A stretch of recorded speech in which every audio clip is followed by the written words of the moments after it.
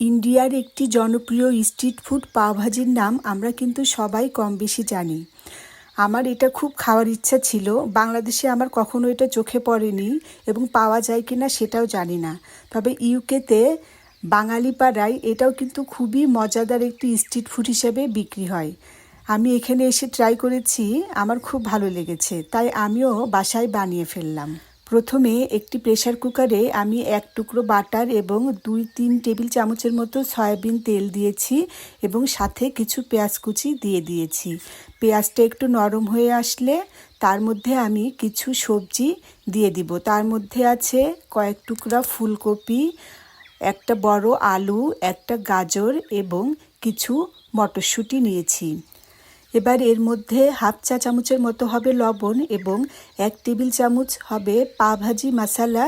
আমি এই ব্র্যান্ডটা ইউজ করেছি, আপনারা যেটা ইচ্ছা সেই ব্র্যান্ড ইউজ করবেন। এবার সবজিগুলোকে সেদ্ধ হওয়ার জন্যে এর মধ্যে আমি প্রয়োজন মতো পানি দিয়ে দিব। 3 থেকে 4টা হুইসেল হলেই সেদ্ধ হয়ে যাবে। এবার একটা সস তৈরি করে নিতে হবে। এর জন্য আমার লাগছে 3-4 কোয়া রসুন, 7-8টা কাশ্মীরি চিলি যেটা কিনা পানি দিয়ে ভিজিয়ে রেখেছিলাম, স্বাদ মতো লবণ এবং 1 পিস লেবুর রস। সামান্য পরিমাণে পানি দিয়ে ব্লেন্ড করে নিলেই হয়ে যাবে সুস্বাদু চিলি সস। এটি কিন্তু আপনি চাউমিনেও ব্যবহার করতে পারবেন, ফ্রাইড রাইসেও ব্যবহার করতে পারবেন, আর পাওভাজিতে তো লাগবেই। এবার একটি প্যানে 2 টুকরো বাটার এবং পরিমাণ মতো তেল দিয়ে কিছু পেঁয়াজ কুচি দিয়ে দিতে হবে।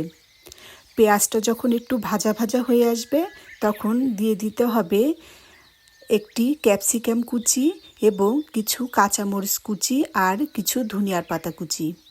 এগুলো একটু নেড়ে চেড়ে এর মধ্যে দিয়ে দিতে হবে 2 থেকে 3টা টমেটো কুচি।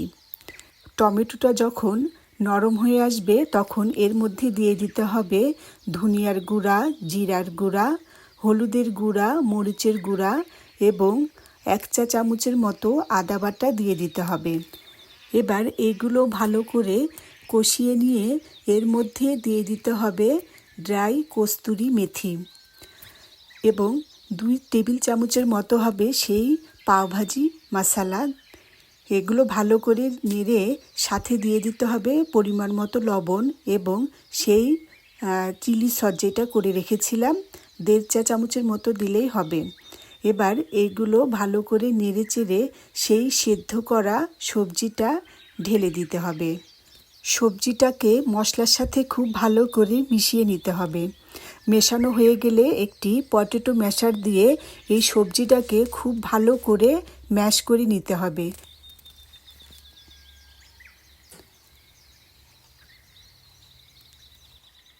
ম্যাশ করা হয়ে গেলে এর মধ্যে সামান্য পরিমাণে গরম পানি অ্যাড করে দিতে হবে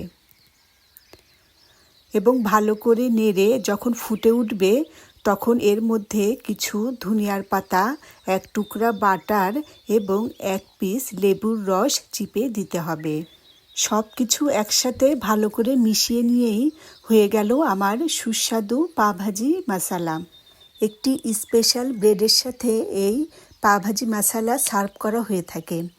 দেখতে পাচ্ছেন আমি কি টাইপের ব্রেড নিয়েছি এবং একটা নাইফের মাধ্যমে আমি ব্রেডটাকে কেটে নিচ্ছি। এবার একটি ফ্রাই প্যানে 2-3 টুকরো বাটার এবং 1/2 চা চামচের মতো সেই পাওভাজি মশলা এবং 1/2 চা চামচের মতো সেই রেড চিলি সস দিয়ে একটু ভালো করে ভেজে নিয়ে সেই কেটে রাখা ব্রেডগুলো একটু ভেজে নিতে হবে। স্ট্রিট ফুডে কিন্তু এইভাবেই ব্রেডগুলো একটু ভেজে দেয়, ঠিক এইভাবে ভেজে নেবেন। বাস রেডি হয়ে গেল আমার সুস্বাদু পাওভাজি। আমার রেসিপিটি যদি ভালো লেগে থাকে বাসায় ট্রাই করে দেখবেন। আপনারা ভালো থাকবেন, ধন্যবাদ।